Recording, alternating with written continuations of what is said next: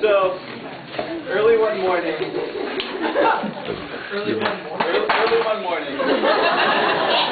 Beethoven took a seat at the piano. He started rehearsing, his latest symphony. When he remembered, he had a pot of porridge boiling. So he comes down, cooking that porridge, adding a little seasoning, a little cinnamon. And all of a sudden, he looks out the window, and straight out of a fantasy, storybook, the big bad wolf.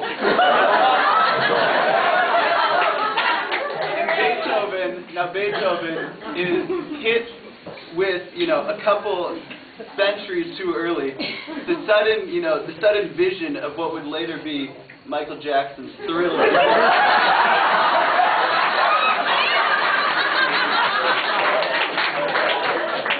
Now, given that sudden, premonition into the future, he goes back and he's, hearing the chords again, and he's overtaken by a little bit of just some attitude. I don't know,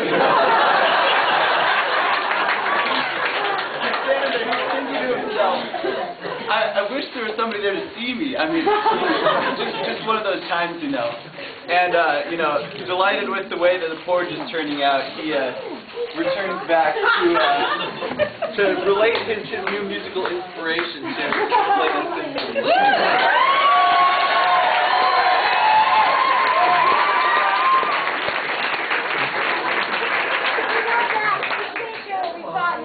Tell them what it actually was. Yeah. Right? Okay, so at first I thought that, there was someone writing a poem. But then it got too complicated. I thought, no, he must be playing like an organ or something. So I thought of this guy who lives at our house, Piano Dan. They all know about him. Who plays the organ all day long.